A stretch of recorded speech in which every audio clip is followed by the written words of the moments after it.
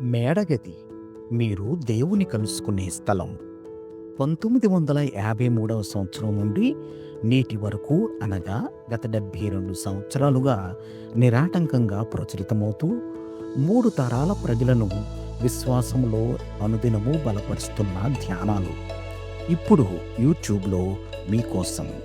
వీక్షించండి, విశ్వాసంలో దినదినము వర్ధిల్లండి. ఈనాటి మేడగది ధ్యానాన్ని చదువుకుందాం.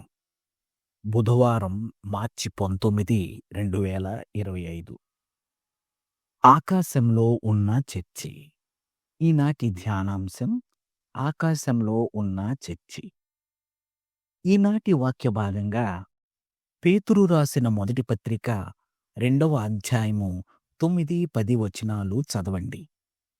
ఈనాటి ముఖ్య వచనం: ఏలయనగా ఇద్దరు ముగ్గురు నా నామమున ఎక్కడ కూడియుందురో అక్కడ నేను వారి మధ్యన ఉందునని చెప్పెను.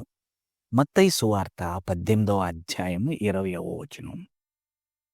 మా చిన్న కుమారుడు క్రిస్ న్యూయార్క్ సిటీలో ఒక స్వతంత్ర సంఘాన్ని నడిపిస్తున్నాడు. వారింతకు ముందు మన్హట్టన్ నగరములో ఒక బిల్డింగ్లోని 40వ అంతస్తును అద్దెకు తీసుకొని ఆరాధన నడిపించేవారు. ఆ హాలుకి నేల నుండి పైకప్పు వరకు విశాలమైన గ్లాస్ కిటికీలుంటాయి. అక్కడి నుండి చూస్తే పట్టణం అద్భుతంగా కనపడుతుంది. ఆ హాలులో ప్రతి వారం సండే స్కూలు నడిపించేవాడు. ఒక వారం సండే స్కూలు పిల్లలు ఒక చర్చి ఎలా ఉంటుందనే విషయంలో తమ ఆలోచనలను బొమ్మల రూపంలో గీశారు. తర్వాతి వారం వారు గీసిన బొమ్మలను నోటీస్ బోర్డులో పెట్టారు. పిల్లలందరూ బహుళ అంతస్తుల బిల్డింగులు, వాటిపైన ఒక చర్చిని ప్రత్యేకమైన రీతిలో గీయడం చూసి నేను ఆశ్చర్యపోయాను. నేను ఎన్నడూ చర్చిని ఒక బహుళ అంతస్తుల బిల్డింగుపై ఊహించుకోలేదు, కానీ ఈ తరం పిల్లలు ఊహించుకోగలిగారు. మా చిన్నప్పటి చర్చి 100 సీట్లకు పరిమితమైన చిన్న మందిరం. దానిని ఆనుకుని ఒక సమావేశపు హాలు ఉండేది. చర్చి అంటే ఒక కట్టడం కాదని, దానికి మించినదై అది మనుషులను గూర్చినదని మత్తయి సువార్త మనకు జ్ఞాపకం చేస్తున్నది. ఎక్కడ ఇద్దరు ముగ్గురు నా నామమున, అనగా యేసునామమున కూడియుందురో అక్కడ ఆ కట్టడం ఎలాంటిదన్న దానితో నిమిత్తం లేకుండా క్రీస్తు ప్రభువు ఉంటాడు.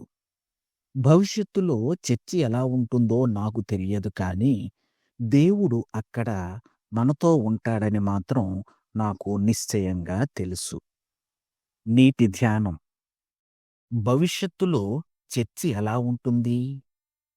ప్రార్థన: మా అందరికీ దేవా, ఎక్కడ ఇద్దరు ముగ్గురు నా నామమున కూడి ఉంటారో అక్కడ ఉంటానని మీరిచ్చిన వాగ్దానముకై కృతజ్ఞతలు. చర్చి ఎలా ఉంటుందో అన్న విషయంలో నూతన ఆలోచనలకు మా హృదయాలు తెరిచి ఉంచుటకు మాకు సహాయం చేయుము. యేసు నామములో ఆమేన్. ప్రార్థనాంశం: సంఘస్థాపకులు. తన అనుభవాన్ని ఈనాటి ధ్యానంగా మన కోసం వ్రాసి పంపినవారు మైక్ బెర్టోగ్లియో, జార్జియా, అమెరికా. మేడగది అనుదిన ధ్యానాలు మీకు ఆశీర్వాదకరంగా ఉన్నట్లయితే వెంటనే మన ఛానల్ని సబ్స్క్రైబ్ చేయండి. లైక్ చేయడం, షేర్ చేయడం మర్చిపోకండి. దేవుడు మిమ్మును దీవించునుగాక. ఆమేన్.